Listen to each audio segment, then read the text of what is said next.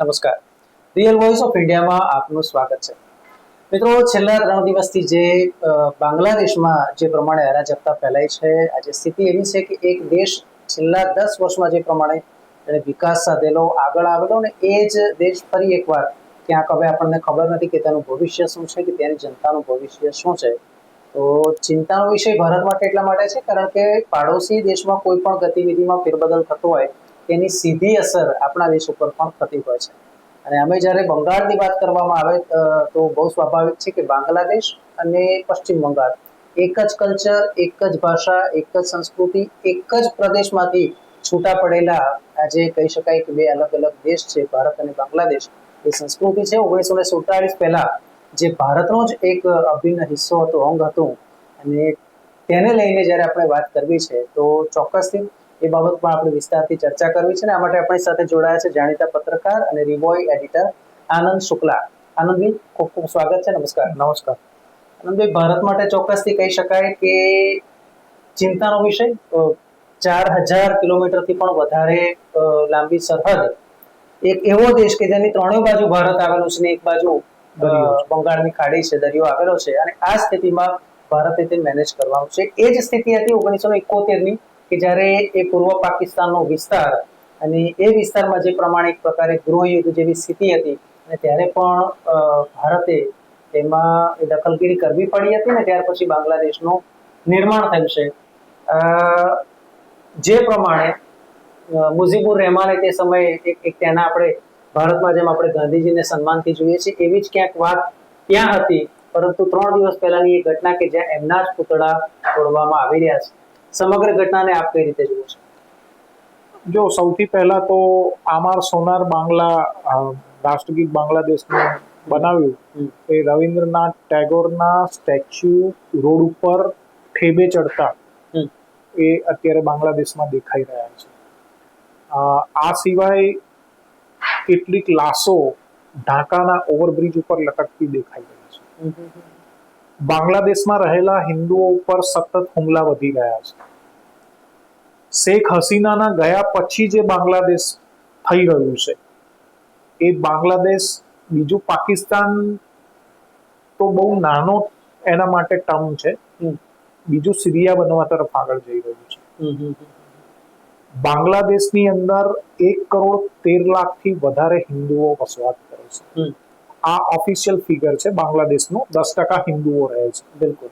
હવે જે unofficial figure છે એ પ્રમાણે 8% છે, એટલે 1 કરોડની થોડા ઓછા હિન્દુઓ રહે છે. જેટલા છે એટલા પણ હિન્દુઓના મંદિરો, મકાનો, દુકાનોને નિશાન બનાવી. ઢાકા યુનિવર્સિટીનો એક વિડીયો પણ અત્યારે વાયરલ થયેલો છે. એની અંદર એક ચશ્માવાળી બેન છે અને એને હાથ બાંધી અને ત્યાં આગળ લોકો એની સાથે દુર્વ્યવહાર કરી રહ્યા છે. કહેવાય છે કે આ બેન છે એ પણ હિન્દુ છે. એટલે બાંગ્લાદેશની અંદર જે ઓવરઓલ પરિસ્થિતિ ઊભી થઈ રહી છે, પરિસ્થિતિ એ છે કે બાંગ્લાદેશ ફાઇનેટિક ઇસ્લામિક ટેરરિઝમ તરફ આગળ વધી રહ્યું છે. પોલિટિકલ ફાઇનેટિક ઇસ્લામિક સેટઅપ તરફ આગળ વધી રહ્યું છે. જે બંગાળની સંસ્કૃતિ, ઉર્દુ સામેની ખિલાફત, ઉર્દુ સામેનો વિદ્રોહ, પશ્ચિમ પાકિસ્તાનના પંજાબી મુસ્લિમોની દાદાગીરી સામેનો વિદ્રોહ શેખ મુજીબુર રહેમાન દ્વારા થયો અને પશ્ચિમ બંગાળને અડતું પૂર્વ પાકિસ્તાન એ હવે બાંગ્લાદેશ થયું, તો ભારતની એમાં બહુ મોટી ભૂમિકા છે.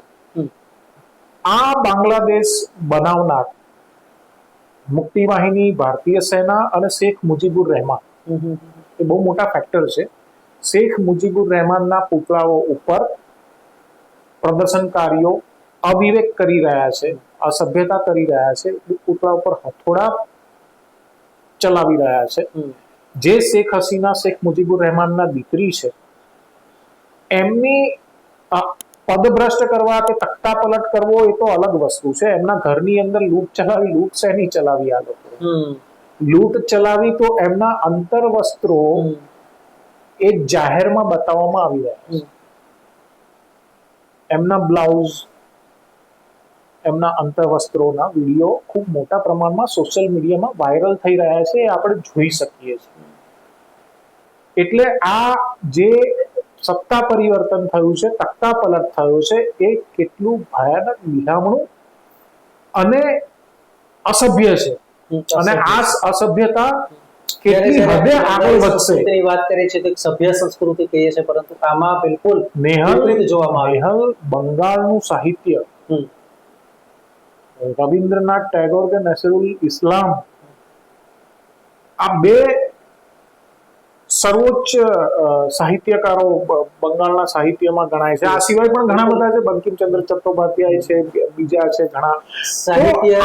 સાહિત્ય સંસ્કૃતિમાંથી પેદા થાય છે. બિલકુલ સંસ્કૃતિ સભ્યતામાંથી પેદા થાય છે. જ્યારે તમે રવિન્દ્રનાથ ટાગોરના પુતળાને રોડ ઉપર તમે ઠેબા મારો છો કારણ કે એ હિન્દુ છે, જ્યારે શેખ મુજીબુર રહેમાનના પુતળા ઉપર તમે હથોડો ચલાવો છો કે જેણે તમને બાંગ્લાદેશ આપ્યું, જેણે ઉર્દુ વાદ પંજાબી મુસ્લિમોના દાદાગીરી સામે વિદ્રોહ કર્યો, બંગાળી ભાષા અમારી છે, હા, એ માણસના પુતળા ઉપર તમે હથોડા ચલાવો છો અને એની દીકરીના અંતર્વસ્ત્રો એને તખ્તા પલટ કર્યા પછી જાહેરમાં એનું પ્રદર્શન કરો છો. એટલે તમે સભ્યતાથી અસભ્યતા તરફ જઈ રહ્યા છો અને આ અસભ્યતા તમને પાકિસ્તાન જ બનાવશે. આ અસભ્યતા તમને અત્યારનું સિરિયા જ બનાવશે. અચ્છા, એક બાબત એ છે કે જે કહેવાય છે કે શરૂઆત થઈ હતી તે અનામતનો મુદ્દો હતો 1971માં. જે મુક્તિ વાહિનીના જે તેમાં જે ફ્રીડમ ફાઇટર હતા તેમને સૌથી પહેલા અનામત, ત્યાર પછી થોડા વર્ષ પછી તેમાં સુધારો કરવામાં આવ્યો કે હવે તેમના સંતાનોને મળશે, અને ત્યાર પછી એક સુધારો એ કરવામાં આવ્યો કે એમના સંતાનોના સંતાનો એટલે કે પૌત્રને મળશે. આ જ એક મુદ્દો હતો, કારણ કે 30% અનામત તો આ જ લઈ જતું હતું 100માંથી. સરકારી નોકરીઓ કેટલી, અને એમાંથી 30% જ્યારે આ રીતે જાય તો આ એક ખરેખર એવું હતું કે પછી વિદ્યાર્થીઓને હાથો બનાવવામાં આવ્યો. એ પણ આપણે એટલા માટે પૂછું છું કારણ કે છેલ્લે એ નિર્ણય પર આવી ગયા હતા કે 5%થી વધારે અનામત સ્વાતંત્ર્ય સેનાનીઓના સંતાનો કે સંતાનોના સંતાનોને નહીં મળે. તેમ છતાંય કેમ આ સ્થિતિ આવીને ઉભી રહી? જો શેખ હસીના જે છે, એ શેખ હસીનાનો જે વલણ છે એ આખા એમના શાસનકાળની અંદર મોટા ભાગે ભારત તરફી રહ્યું છે. ભારતમાં કોઈ પણ સરકાર હોય, ભારતમાં યુપીએની સરકાર હોય, કોંગ્રેસની સરકાર હોય, બીજેપીની એનડીએની સરકાર હોય, પણ બાંગ્લાદેશમાં શેખ હસીનાની સરકાર એ હંમેશા ભારત તરફી રહી છે. શેખ હસીનાની સરકારે હંમેશા પાકિસ્તાનના પ્રોપેગેન્ડાને યુએન જેવા આંતરરાષ્ટ્રીય મંચો ઉપર ભારતની તરફેણમાં પાકિસ્તાનને વખોડ્યું છે. આ સિવાય તમે આગળ બીજી વાત કરું કે ભારતની સાથે જોડાયેલી જે બાંગ્લાદેશની સરહદ છે, એ સરહદમાં પશ્ચિમ બંગાળથી માંડી અને જે 7 સિસ્ટર્સ સ્ટેટ છે ભારતના, એ તમામ કનેક્ટ છે. આ જે રાજ્યો છે એ રાજ્યોની અંદર વધતા ઓછા પ્રમાણમાં આતંકવાદ ભૂતકાળમાં ચાલુ રહ્યો છે, ઉગ્રવાદ ચાલુ રહ્યો છે. એની અંદર ભાષાની વાત છે, પ્રદેશની વાત છે, જે અલગ અલગ આદિવાસી સમૂહ છે એની વાત છે, મિશનરી બેક એક્સ્ટ્રીમિસ્ટની વાત છે, ઇસ્લામિક ટેરરિઝમની વાત છે. આ તમામ વસ્તુઓ અહીંયા થતી રહી છે. પણ શેખ હસીનાની સરકારે ભારત સરકારને આવા મુદ્દાઓ પર પોતાની જમીનનો ઉપયોગ નહીં થાય એવી ખાતરી આપી. ન સિર્ફ ખાતરી આપી, એ બંધ કરાવી. તો આ જે બાબત છે એ સૌથી વધારે કોને ખટકી હશે? બાંગ્લાદેશના ઇસ્લામિક આતંકી નેટવર્કને ખટકી હશે. ઢાકામાં પણ બ્લાસ્ટ થયા છે. આ બ્લાસ્ટ પાકિસ્તાનની આઈએસઆઈ દ્વારા કરવામાં આવ્યા હોવાની પણ શક્યતાઓ એ વખતે વહેતી થઈ હતી. આઈએસઆઈએસ પણ અહીંયા બહુ મોટા પ્રમાણમાં એક્ટિવ છે, એ પ્રકારની વાત પણ અવારનવાર સામે આવે છે. પાકિસ્તાન 1971નું જખમ જે એના કારણે મળ્યું છે એ ભૂલવા માટે તૈયાર નથી, અને એ બાંગ્લાદેશને પોતાની તરફ રાખવા માટેનો પ્રયાસ કરે છે. આવા સંજોગોમાં બાંગ્લાદેશની અંદર ભારત તરફી સરકાર હોય એ પાકિસ્તાનને ખૂચે. પાકિસ્તાનનું એક મિત્ર છે ચીન. ચીનને બાંગ્લાદેશની અંદર વિવિધ જે પ્રોજેક્ટ છે એ પ્રોજેક્ટની અંદર બહુ જ બધો રસ છે, એરપોર્ટ છે. હવે આ પ્રોજેક્ટ છે શેખ હસીનાની સરકાર એ ભારતને આપવા માંગતી હતી. તિસ્તા પ્રોજેક્ટ છે. આજે તખ્તા પલટ થયો, અને થોડા વખત પહેલા શેખ હસીના ચીન ગયા હતા. બિલકુલ. ચીન ગયા પછી એ પોતાનો પ્રવાસ અધૂરો મૂકી અને પાછા પરત આવ્યા. કારણ કે અહીંયા એમને દેખાયું કે આ બધી વસ્તુઓ થઈ રહી છે, ધીમે ધીમે જોર પકડી રહી છે.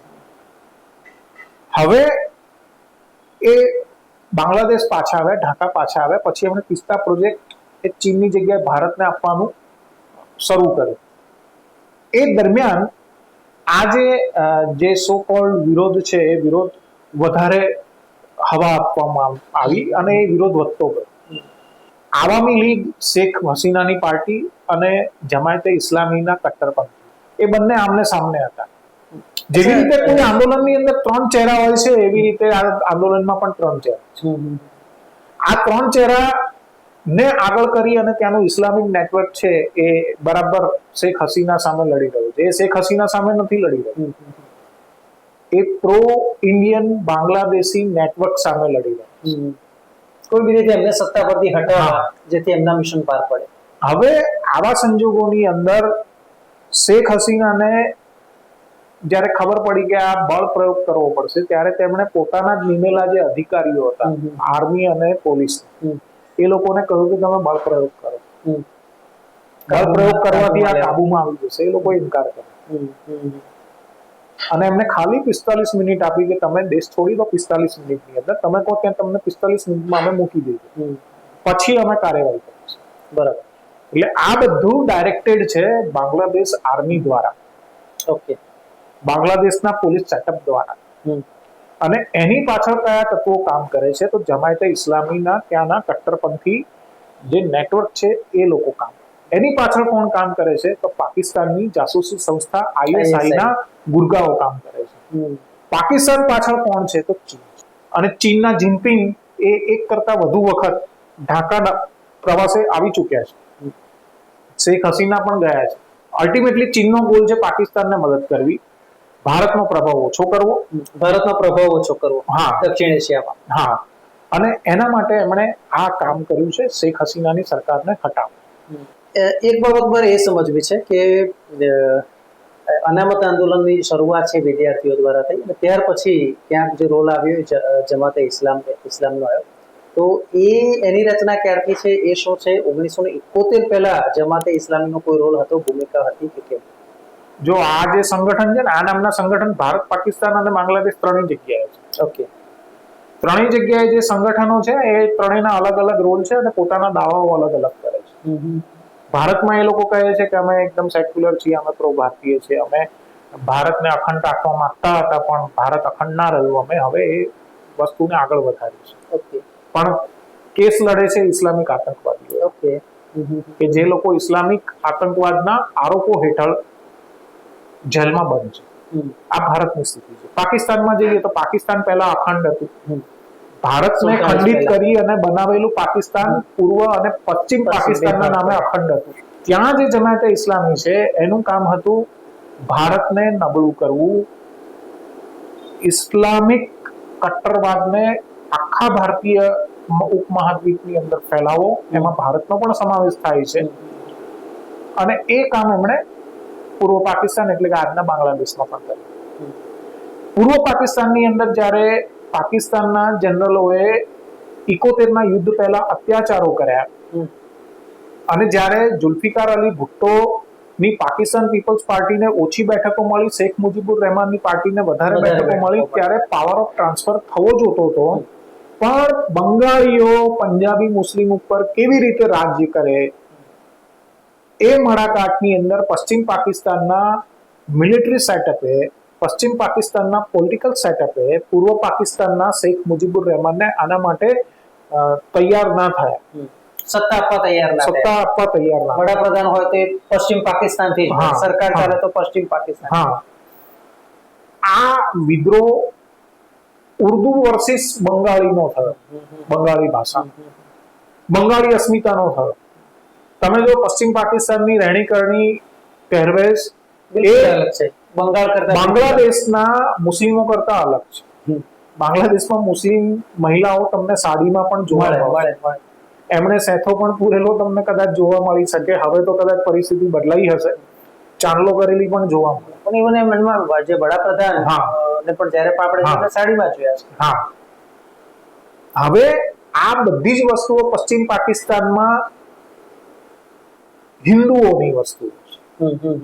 બિલકુલ. એટલે પશ્ચિમ પાકિસ્તાનનું અરબીકરણ થયું છે. બાંગ્લાદેશનું હજી અરબીકરણ નથી થયું, એ ભારતની નજીક છે. તો આવા ઘણા લોકો બાંગ્લાદેશની અંદર હતા, પૂર્વ પાકિસ્તાનની અંદર હતા, પણ જમાયતે ઇસ્લામીનું જે નેટવર્ક હતું એનું કામ હતું પશ્ચિમ પાકિસ્તાનના એસ્ટાબ્લિશમેન્ટને મદદ કરવી. એટલે એમણે સૌથી પહેલા બંગાળી મુસ્લિમોને પશ્ચિમ પાકિસ્તાન તરફી કરવા માટે હિન્દુઓને ટાર્ગેટ કર્યા 71 પહેલા. એટલે જે માઇગ્રેશન થયું છે એ માઇગ્રેશન હિન્દુઓનું માઇગ્રેશન શરૂ થયું. ત્યાં આગળ એક સમયે 20% વધારે હિન્દુઓ હતા. અત્યારે એ વસ્તી 10% નીચે થઈ ગઈ છે અને અનઓફિશિયલ આંકડા 8%ની વાત કરે છે. હજુ એ માઇગ્રેશન ચાલુ છે. બની શકે કે અત્યારની પરિસ્થિતિમાં આ માઇગ્રેશન વધે. મતલબ બાંગ્લાદેશને માત્ર ને માત્ર મુસ્લિમોનો દેશ બનાવવો, ઇસ્લામિક કન્ટ્રી બનાવવા. ઇસ્લામિક કન્ટ્રી તો છે જ બહુમતી વાળો, પણ બિન મુસ્લિમોને ત્યાંથી સાફ કરી દેવા. પછી એ ચકમા હોય, ખ્રિસ્તી હોય, માત્ર હિન્દુઓ હોય, મુસ્લિમ હોવા જોઈએ, માત્ર મુસ્લિમ સવાલ. અને આ કામ કરાવી રહ્યું છે પશ્ચિમ પાકિસ્તાન તરફી જે નેટવર્ક છે, નેટવર્ક આ કામ કરાવી રહ્યું છે. અને એ નેટવર્ક અત્યારે આ કામ કરી રહ્યું છે. બીજી ઇન્ટરેસ્ટિંગ વસ્તુ એ કહું કે મુસ્લિમ લીગ કે જેણે ભારતના ભાગલા પાડ્યા, બિલકુલ, ભલે અંગ્રેજોની એમાં ગ્રેટ ગેમ હતી, પણ 6 ડિસેમ્બર 1906 ના રોજ ઢાકાના નવાબે ઢાકાની અંદર મુસ્લિમ લીગની સ્થાપના કરી હતી. મુસ્લિમ લીગનું શરૂઆતી ફંડિંગ છે એ પણ ઢાકાથી થતું હતું. આ સિવાય પણ ઘણો મોટો ઇતિહાસ છે. તો જે જગ્યાએ ભારતના ભાગલા પાડનારી સંસ્થાની સ્થાપના થઈ હોય ત્યાં કટ્ટરપંથની ગેરહાજરી હોવી અને એવું માનવું તો જ નવાઈ લાગે, એ મૂર્ખતા છે. બિલકુલ. અને આવા સંજોગોની અંદર બની શકે કે અત્યારે જે બંગાળી ભાષા બાંગ્લાદેશની અંદર બોલવામાં આવે છે એ આગામી સમયની અંદર બંગાળીની જગ્યાએ ઉર્દુ ઓફિશિયલ લેંગ્વેજ થઈ શકે. બિલકુલ, બિલકુલ. જે બંધારણ છે એ બંધારણ બદલાઈ પણ શકે. પશ્ચિમ પાકિસ્તાન એટલે કે અત્યારનું પાકિસ્તાન જે છે એની સાથે નવી સંધિઓ પણ થઈ શકે. બિલકુલ. અને એની અસરો ભારતના આજુબાજુના વિસ્તારોમાં પડશે, ઈશાન ભારતમાં પડશે, પશ્ચિમ બંગાળમાં પડશે. જે ઉગ્રવાદ, જે આતંકવાદ, જે મિશનરીઓની કાર્યવાહી એ જ્યાં અત્યારે થંભેલી લાગે છે એ કાર્યવાહી અહીંયા ફરી એક વખત રિવાઇવ થવાની પૂરી શક્યતા છે. અચ્છા, એક બાબત મને મોહમ્મદ યુનુસ, એક તો ગ્રામીણ બેંકના સ્થાપક તરીકે જોવામાં આવે છે અને કરોડો લોકો જે બાંગ્લાદેશના હતા અને ગરીબી રેખાથી નીચે હતા તેમને ઉપર લાવવાના પ્રયાસમાં તેમનું જે મિશન હતું માઇક્રો ક્રેડિટ આપવાનું અને એના થકી લોકો ઊંચા આવ્યા. મુજીબુર રહેમાનના તેઓ સમર્થક હતા, પણ જે પ્રમાણે છેલ્લા કેટલાક સમયથી જે ફેરફાર થયા અને ત્યાર પછી કહેવાય ને કે જે વડાપ્રધાન શેખ હસીના અને મોહમ્મદ યુનુસ એની વચ્ચે જે એક ગજગરા જેવી સ્થિતિ થઈ ગઈ હતી અને પછી ત્યાં સુધી સ્થિતિ આવીને ઊભી રહી કે તેમણે સીધો વિરોધ કરવાનું શરૂ કરી દીધું અને એમને જ અત્યારે વચગાળાના વડાપ્રધાન બનાવવામાં આવ્યા છે. નોબેલ પારિતોષિક વિજેતા પણ છે. એ શું સંદેશ કહેવા માંગે છે? જો આને બહુ અલગ રીતે સમજવાની જરૂર છે. મોહમ્મદ યુનુસ નોબેલ પારિતોષિક વિજેતા, ઇકોનોમિસ્ટ, ગ્રામીણ ક્ષેત્રમાં કામ કરનાર. હવે બાંગ્લાદેશમાં કેટલા ગામ હશે અને એની શું સ્થિતિ હશે આપણને અહીંયા બેઠા ખબર નથી. આપણે તો ખાલી બાંગ્લાદેશના ન્યૂઝપેપર વાંચીને અથવા તો ત્યાંથી આવતી ઇન્ફોર્મેશનથી આપણે એ વસ્તુ જાણી શકીએ છીએ. જે 3 ચહેરા છે, આપણે એના નામ નથી લેવા આંદોલન, આ 3 ચહેરાનો પ્રયોગ આપણે ભારતમાં પણ જોયો છે, ગુજરાતમાં પણ જોયો છે. 3 ચહેરા આગળ હોય એની પાછળ મોહરા હોય બીજા લોકો. આ જ સ્થિતિ બાંગ્લાદેશની અંદર છે. આ આંદોલન પછી જે સત્તા હસ્તાંતરણ થવાનું છે, મિલિટરીને પોતાની પાસે સત્તા નથી રાખવી એ રીતે, કારણ કે અત્યારે ઇન્ટરનેશનલ લેવલ ઉપર એના અલગ અલગ પ્રકારની અસરો ઊભી થાય. બિલકુલ. આવા સંજોગોની અંદર એમને એક ચહેરો જોતો હતો, વિકાસવાદી ચહેરો, અને એ ચહેરો મોહમ્મદ યુનુસથી વધારે એમને મળી શકે નહીં. મોહમ્મદ યુનુસ ગ્રામીણ ક્ષેત્રે કામ કરે છે, બેન્કિંગ ક્ષેત્રે કામ કરે છે, નોબેલ પારિતોષિક વિજેતા છે, એટલે અમેરિકા અને પશ્ચિમી દુનિયા છે એમને માન્યતા આપે છે. એમના હાથમાં સત્તાનું સૂત્ર ગયા છે. પછી ચૂંટણીઓ આવશે, પછી સત્તા કોની પાસે જાય છે, એ જોવા બાંગ્લાદેશનું આર્મી કઈ દિશા પકડે છે. અચ્છા, જેમના પર ભ્રષ્ટાચારના આરોપ લાગ્યા હતા અને તેમને જ અચાનક રિહા કરવામાં આવ્યા, બેગમ ખાલિદા જિયાની વાત કરું છું, અને એમની જો વાત કરવામાં આવે તો જેમ શેખ હસીના છે એ પ્રો ઇન્ડિયા હતા, એમ એ આપણે કહી શકાય કે ઓપોઝિટ ઇન્ડિયા છે, અથવા તો બિલકુલ ભારતની વિરુદ્ધની. એ પાકિસ્તાનને મિત્ર ગણે છે. હા, તો હવે એમને જયારે જે જેલમાંથી છૂટા કરવામાં આવ્યા છે એ શું સૂચવે છે? એ બહુ જ સીધું સૂચવે છે કે પાકિસ્તાન સાથેની મિત્રતા આગામી બાંગ્લાદેશની સરકારનું જે સેટઅપ હશે, કે જે એસ્ટાબ્લિશમેન્ટ હશે, એ પાકિસ્તાનને મિત્ર ગણે એ પ્રકારનું સેટઅપ હશે. અને બહુ સ્પષ્ટ છે કે એની અંદર પાકિસ્તાનની જે ગુપ્તચર સંસ્થા છે એના જે એજન્ટો છે એ એજન્ટોની બહુ મોટી ભૂમિકા હશે. અત્યારે જેમને લટકાવવામાં આવે છે બાંગ્લાદેશના પાટનગર ઢાકાના ઓવરબ્રિજ ઉપર જે લોકોની લાશો લટકે છે એની ઉપર લખેલું છે બંગાળી ભાષામાં કે આ ભારતના એજન્ટ છે, અને આ લટકાવી રહ્યા છે આઈએસઆઈના એજન્ટ.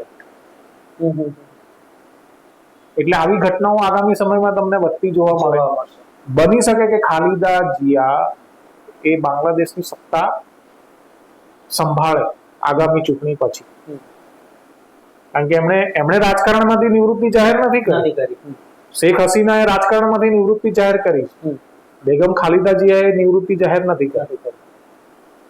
તો બાંગ્લાદેશની અંદર આ તો હજુ ટ્રેલર છે, પિક્ચર બહુ મોટું હશે, અને બની શકે કે ભારતે બહુ એક્ટિવલી ખાલી ડિપ્લોમેટિક નહીં પણ ગ્રાઉન્ડ ઉપર પણ કોઈ કાર્યવાહી કરવી પડે.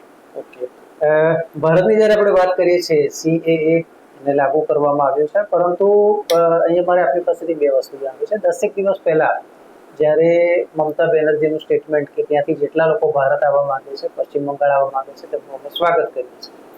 2 દિવસ પહેલાનું મમતા બેનર્જીનું સ્ટેટમેન્ટ કે ભારત સરકાર જે નિર્ણય લે અમે તેની સાથે છીએ, અથવા તો સરકારને અમે એની જે નીતિ છે તેને અમે સમર્થન આપીશું. એ બદલાવ શું કહેવા માંગે છે? એક પ્રશ્ન.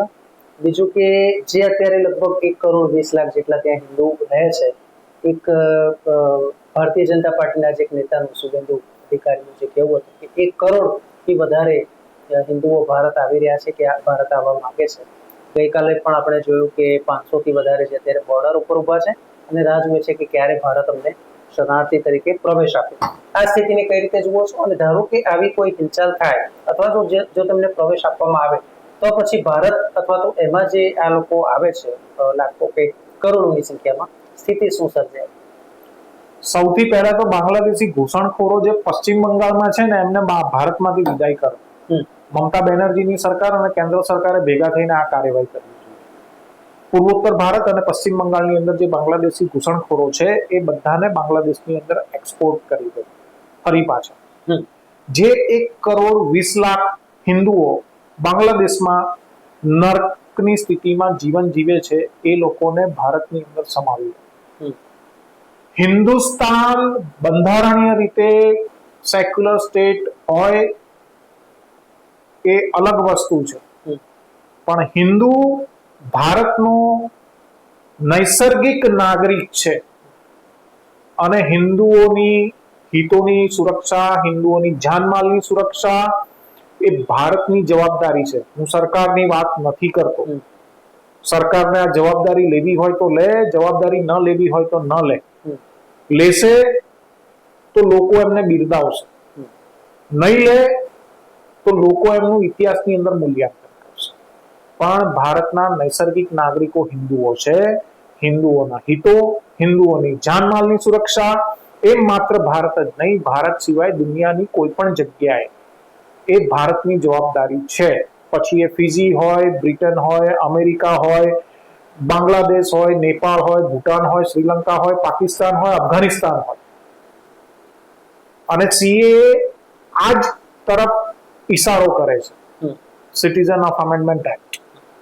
અચ્છા, CAA માં ફેરબદલની શક્યતા ખરી કે જેમાં કહ્યું છે કે 2014 થી પહેલા? હા, બિલકુલ કરવી જ પડશે, બિલકુલ કરવી જ પડશે. આનો ઉપયોગ એવો થઈ શકે કે જે જગ્યાએ ડેમોગ્રાફિક ઇનબેલેન્સ છે એ ઇનબેલેન્સને હટાવી દેવામાં આવે. બાંગ્લાદેશથી આવનારા હિન્દુઓ જે છે એ હિન્દુઓને આવી જગ્યા ઉપર શેલ્ટર આપવામાં આવે. ભારતની નાગરિકતા આપવામાં આવે. માત્ર 19,000 ભારતીયો જે બાંગ્લાદેશમાં છે એ ચિંતાનો વિષય ન હોવો જોઈએ. 1,20,00,000 હિન્દુઓને હિન્દુ હોવાના કારણે જે અત્યાચારો સહન કરવા પડી રહ્યા છે એ અત્યાચારો પણ ચિંતાનો વિષય હોવો જોઈએ. એ લોકોને ભારતની અંદર જો આવવું હોય તો આવવા માટે એમને પૂરતી અનુકૂળતા કરી આપવી પડે, કારણ કે એ લોકો ભારતના નૈસર્ગિક નાગરિક છે, કારણ કે તે લોકો હિન્દુ છે. અને જો સરકાર ના કરે તો ભારતે આ કરવું. ભારત એટલે સરકાર નથી, ભારતનું શાસન ચલાવનાર સરકાર છે. દર્શક મિત્રો, જે પ્રમાણે એક કહેવાય ને કે ગહન ચર્ચા કરવામાં આવી કે શું સમગ્ર ઘટના બની હતી, કોનો તેની પાછળનો દોરી સંચાર હતો, આગળ હવે શું થાય તેવી શક્યતાઓ છે ને તેના પર આપણે આ વિષયમાં ચર્ચા કરી.